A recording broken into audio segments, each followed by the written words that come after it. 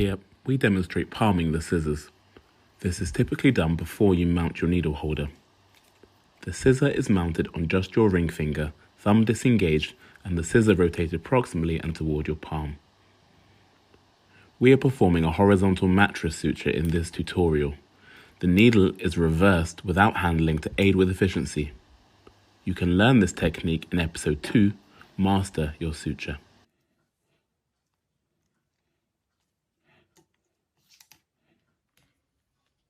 To cut, you use your thumb first to rotate the scissors out and distally, and then to mount the remaining ring of the scissors and cut. You can now disengage your thumb and use your index finger to fold the scissors back into your palm.